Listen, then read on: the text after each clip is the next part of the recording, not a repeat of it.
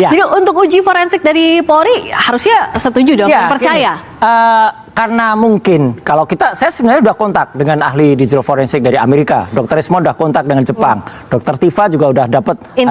Intinya adalah mereka siap bantu. Tapi memang ketika di Indonesia baru ada lab 4 dari Polri, mungkin next kita harus punya pikiran ke depan. Oke, tapi kalau sekarang ke depan itu negara-negara seperti Amerika, Kanada, Virginia bahkan dia punya Virginia namanya adalah Virginia Department of Forensic Science. Bahkan Filipina pun udah pernah. Jadi nggak apa-apa kalau sekarang kita tunggu hasil dari lab 4, kita hormati.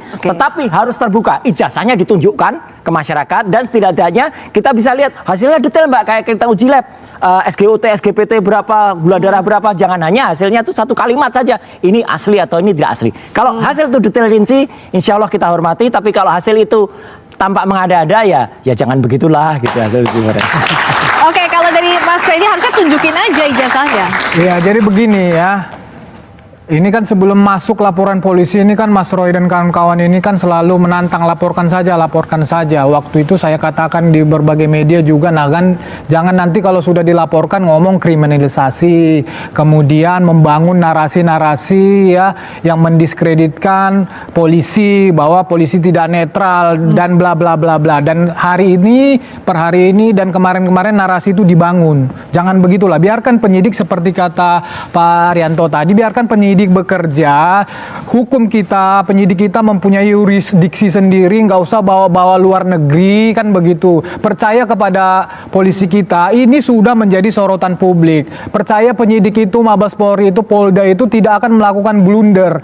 Ini zaman sekarang, zaman keterbukaan. Mas Roy dan kawan-kawan gampang menelanjangi apapun di Indonesia ini. Justru karena itu, ayo kita bangun narasi ya, kepercayaan kepada penyidik kita, biarkan mereka bekerja, biarkan, nggak usah membangun narasi-narasi yang menyerang penyidik kita. Nanti ini justru malah membangun ketika masuk proses hukum, tapi Mas Roy-nya percaya dengan penyidikan? Ya, penyelidikan yang berjalan. Adanya sekarang ini. Tapi bagaimana bisa membaikkan? Kalau tidak dikritisi, tidak akan lebih. Dan saya hormat sekali, kalau nanti polisi kan juga semua berkembang dulu. Misalnya penyelidikan itu nggak pakai tahap-tahap. Sekarang sudah ada perkap dari Pak Arianto, itu lebih bagus, lebih detail.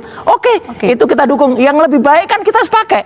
Di Virginia, di Filipina aja sudah mulai independen. Soal ijazah ini, Mas Roy akan punya data pembanding atau tidak? Ya, kita punya data pembanding. Tapi, apa itu pakai apa? Ya, nanti kita lihat pada saatnya. Masih rahasia kan ada data pembandingnya. Pak Arianto, apakah bisa data pembanding tadi dilakukan dalam proses penyelidikan? Saya akan pesan-pesan saya ya.